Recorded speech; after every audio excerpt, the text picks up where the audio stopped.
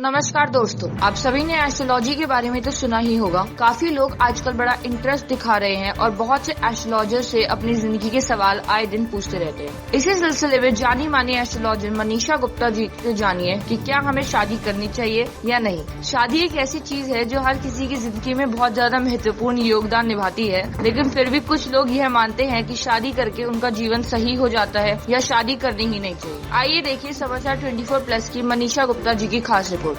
आप सभी को मेरा नमस्कार। मैं मनीषा आप सभी से आज एक एक्सपीरियंस है करने जा रही हूँ। कुछ ऐसी क्वेरीज हमारे पास आती हैं कि लोग पूछते हैं कि क्या हमें शादी करनी चाहिए या नहीं करनी चाहिए। इससे रिलेटेड मैंने उनको कुछ ऐसे एक स्टोरी सुनाई थी। स्टोरी कुछ इस प्रकार है, शायद आप में से कुछ लोग भी ऐसे होंगे जिनको इस प्रश्न का उत्तर चाहिए होगा। एक बार एक व्यक्ति किसी महात्मा के पास जाता है और कहते हैं कि गुरुजी हमें ये बताइए कि क्या हमें जीवन में शादी करनी चाहिए या नहीं करनी चाहिए। तो महात्मा जी कहते हैं कि पुत्र एक काम करो, आप मेरे अभी घर चलो मेरे साथ। तो अभी दोपहर का समय है, तो घर से थोड़ा भोजन वोजन कर लेते हैं, फिर हम वापस आएंगे तो हम आपको इस प्रश्न का जवाब देंगे, उत्तर देंगे। इस प्रकार वो घर पहुँचे और घर पहुँचते ही अपनी पत्नी से कहते हैं गुरुजी कि आप ऐसा करें, 2 थाली में भोजन लगा दें और हम दोनों अभी भोजन करेंगे। तो उनकी पत्नी 2 थाली में भोजन परोस के लेके आती हैं और भोजन में चावल, दाल और बहुत सारी सब्जी, काफ़ी सारी चीज़ें डिश होती है उसमें।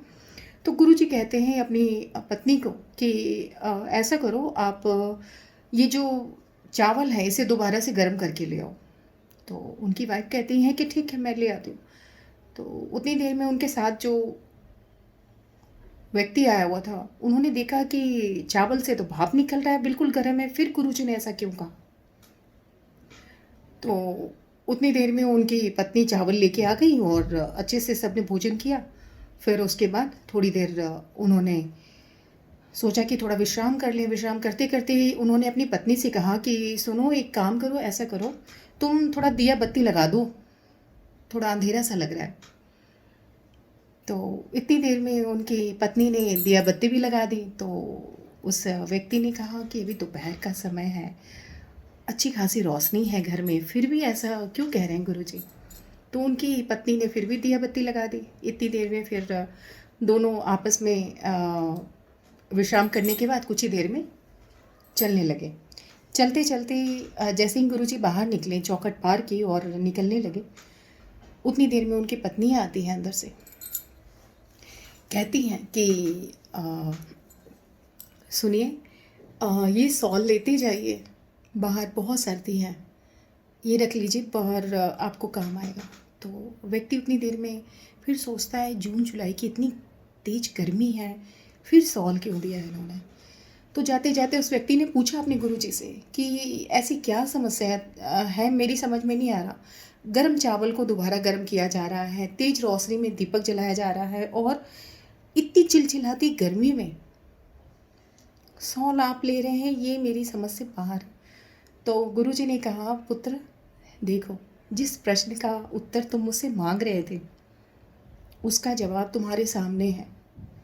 शादी वो होती है जो एक दूसरे को, एक दूसरे की बातों को, एक दूसरे की फीलिंग को हर तरीके से समझना पड़ता है।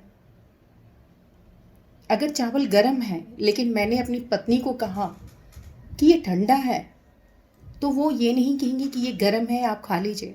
वो गर्म करके लेके आई, उजाला था लेकिन फिर भी उन्होंने दीपक जलाया क्योंकि मैंने कहा। इतनी गर्मी में मैं सॉल फिर भी ले लिया उनसे, क्योंकि एक दूसरे के पूरक होते हैं। तो इसी प्रकार से रिश्ते होते हैं पति पत्नी का, दोनों एक दूसरे को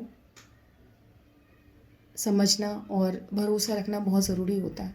ये कोई ज़रूरी नहीं है कि एक पुरुष ही इन चीज़ों को समझे कि मैं पुरुष हूँ, नहीं, एक दूसरे के लिए एक दूसरे के पूरक होना पड़ता है। अगर आप एक दूसरे के लिए इतना त्याग कर सकते हैं तो आप शादी करें, अन्यथा शादी ना करें। आप देखते ही होंगे जिन लोगों की शादी हो चुकी है, अगर आप अपनी राय मांगेंगे तो वो कहेंगे कि नहीं, बिल्कुल शादी नहीं करनी चाहिए। अगर जो अनमैरिड हैं उनको लगता है कि शायद जीवन में मुझे एक शादी की तलाश है, साथी होना चाहिए। इसी तरह से पहले आपको डिसाइड करना है क्या आप दोनों एक दूसरे के साथ एडजस्टमेंट कर सकते हैं। तो इस स्टोरी से आपको बहुत अच्छी तरीके से नॉलेज मिली होगी। तो आज के लिए बस इतना ही। आप सभी का बहुत बहुत धन्यवाद।